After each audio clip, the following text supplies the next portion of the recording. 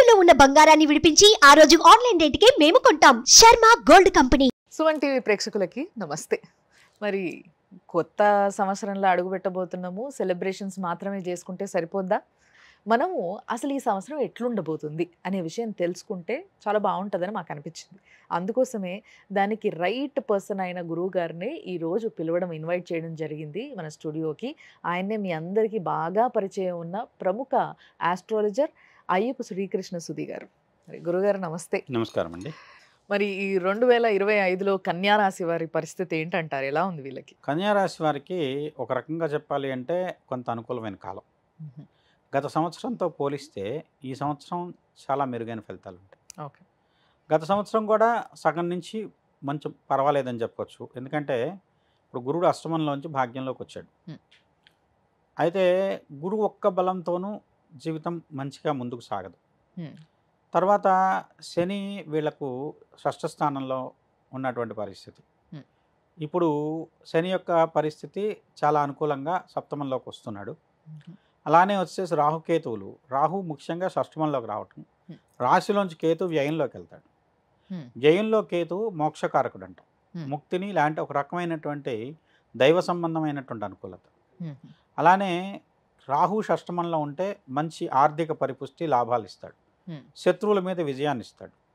తర్వాత ఈ రాశి వాళ్లకు గత కొన్ని సంవత్సరాలుగా, అంటే 2-3 సంవత్సరాలు కాదు, చాలా కాలం నుంచి కొన్ని పనులు అవటం లేదు, లేకుంటే వచ్చేసి వీళ్ళకి రావాల్సిన గుర్తింపు రావటం లేదు.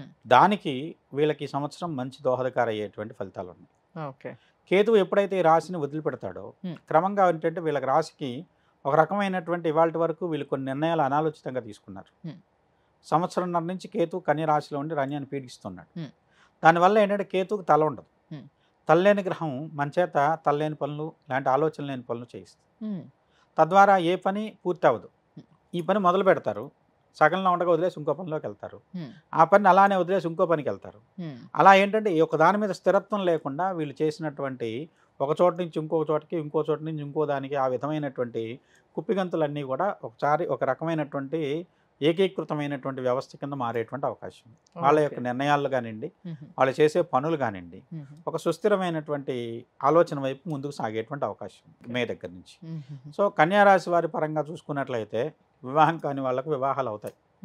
అది చాలా మంచి ఫలితం ఫస్ట్ వాళ్ళకి సంబంధించింది.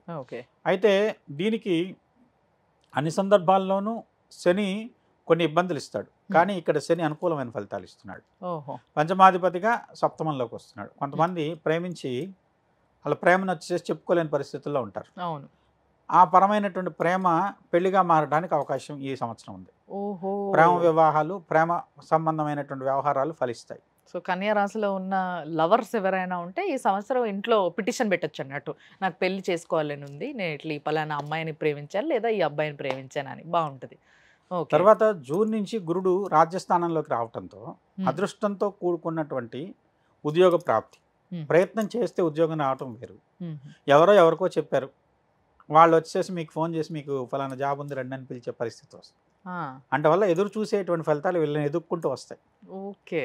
మరి వ్యాపారవేత్తలకు ఎలా ఉంటుందంటారు? వాళ్ళ పరిస్థితి అత్యద్భుతంగా ఉంటుందండి. ఓహో. వ్యాపార పరంగా 2025వ సంవత్సరం చాలా బ్రహ్మాండమైన సంవత్సరం. దాంతోపాటు కన్యారాశి వాళ్ళకు వ్యాపార పరంగా ఎవరైతే ఉన్నారో వీళ్ళకి ఉన్నటువంటి వేదలన్నీ ఒక దెబ్బకు పోతున్నాయండి. ఇంకోటి ఏంటంటే శని సప్తమంలో ఉంటే మామూలుగా జ్యోతిషపరంగా ఫలితాల్లో ఏం చెప్తామంటే 7 రెట్లు లాభాన్ని ఇస్తాడు. ఓకే. ఇక్కడ 1 లక్ష రూపాయలు పెడితే 7 లక్షలు లాభం వచ్చేటువంటి పరిస్థితి. అలాంటి యోగవంతమైన సంవత్సరం 2025 వీళ్ళకని చెప్పచ్చు. 7 టైమ్స్ రిచ్నెస్ ఇస్తాడని చెప్తా. ఓకే. అంటే డబుల్ అవటం వేరు, కానీ 7 టైమ్స్ పెరుగుతుందంటే ఆలోచించండి, అంత లబ్ధి ఉంది. అది ఏంటంటే ముఖ్యంగా స్పెక్యులేషన్ మీద లాభం ఎక్కువ చెప్పచ్చు. ఆ స్పెక్యులేషన్ ఇప్పుడు ఎందాక ప్రేమ పెళ్లి అన్నాను, ఇప్పుడు స్పెక్యులేషన్ అదొక వృద్ధిగాను లేదంటే ఒక సంపదగా మారేటువంటి పరిస్థితి కన్యా రాశి వారి విషయంలో తప్పనిసరిగా కనపడుతుంది. అద్భుతం. మరి సినిమా వాళ్ళ పరిస్థితి? సినిమా పరంగా వచ్చేసి పెంపుని వ్యవస్థలో ఉన్నవాళ్ళు, అంటే వాళ్ళు పెట్టుబడి బెటరు, జస్ట్ డిస్ట్రిబ్యూషన్ లాంటి వచ్చేసి ఎగ్జిబిటర్స్ ఉంటారు, వాళ్ళకి కలిసి వచ్చేటువంటి కాలం. ఓకే. వాళ్ళకు అంటే ఇప్పుడు ఏదో ఒక సినిమాని ఒక రేటుకు తీసుకున్నారు, దాన్ని పంపిణీ చేయడంలో జనాలు బాగా ఆదరించారు, వీళ్ళకి దాని మీద ఎక్కువ లాభాలు ఉంటాయి. అలాంటి వాటికి పంపిణీదారులకు, ఎగ్జిబిటర్స్కు మంచి లాభాలు ఉండేటువంటి పరిస్థితి కింద చెప్పచ్చు. ఓహోహో, అద్భుతం. సో మరి విద్యార్థుల పరిస్థితి ఏంటంటారు? విద్యాపరంగా కూడా మంచి ఫలితాలు ఉంటాయి. ఇంకోటి అంటే వీళ్ళు ప్రయత్నం చేయకుండా కూడా మంచి ఫలితాలు పొందగలుగుతారు. అంటే సాధారణంగా రెగ్యులర్ స్కూల్కి వెళ్ళి పరీక్షల టైం కూడా అదే విధంగా దాన్ని అంత పెద్ద సీరియస్గా తీసుకోకుండా ఎగ్జామ్ రాసినా కూడా ఫలితం మంచి ఫలితం వస్తుందని చెప్పచ్చు. అలానే ఎవరిని చేయమని కాదు కానివ్వండి, అంటే అదృష్టం ఎంతో కొంత వీళ్ళకు విజయంలో దోహదకారం అవుతుంది. అదృష్టం అనుకూలంగా ఉన్నప్పుడు వీళ్ళు ప్రయత్నం అనేది కొంత నామాత్ర ప్రయత్నం అయినా కూడా విజయవంతమైన ఫలితాన్ని ఇస్తుంది. అది సో చాలా బాగా చెప్పారు. అర్థమైందిగా పిల్లలు ఒకవేళ ఎవరైనా మమ్మీ డాడీలు అబ్జర్వ్ చేస్తున్నట్టయితే పిల్లలు కొంచెం కొంచెం ఎఫర్ట్స్ పెట్టి చదివితే మంచి ర్యాంకులు కొట్టేయచ్చు అన్నట్టు, క్లాస్ ఫస్ట్లు అలాంటివి. సో ఎక్కువ కష్టపడాల్సిన అవసరం లేకుండా కొంచెం కష్టంతో మంచి ఫలితం. Very nice. మరి వీళ్ళు ఏదైనా పూజ కానీ ఎక్కడైనా గుడికి వెళ్ళి వస్తే బాగుంటుంది అంటారా? ముఖ్యంగా వీళ్ళకి వచ్చేసి గురుడు రాజ్యస్థానంలోకి వెళ్తాడు. రాజ్యస్థానంలో ఉన్న గురుడి వల్ల కొంత వచ్చేసేసి గురుడు మనకంటే ఎదురులకు ఉపయోగపడాలి, లేదంటే ఇంకేదో చేయాలనేటువంటి ఇది ఉంటుంది. అలానే శని సప్తమంలోకి రావటం వల్ల శనికి సంబంధించినటువంటి విషయాల్లో శని సంబంధించిన దోషం తొలగటం కోసం అనుకోండి, శని నుంచి మీకు పూర్తి అనుకూలమైన ఫలితాలు రావటం కోసం కానివ్వండి, ఇక్కడ శ్రీశైలంలో ఉండేటువంటి భ్రమరాంబ మల్లికార్జునులు దర్శించుకోవటం, లేదంటే శివుడికి సంబంధించింది మల్లెపూలతో అర్చన అండి. శివుడు అమ్మవారు ఇష్టపడి మల్లెపూలతో అర్చన చేసిన దానికి శివుడు ఆమెకు వచ్చేసేసి మంచి ప్రీతిని కలిగించాడు. అందువల్ల ఏంటంటే మల్లీశ్వరుడు అనే పేరు దానికే వచ్చింది.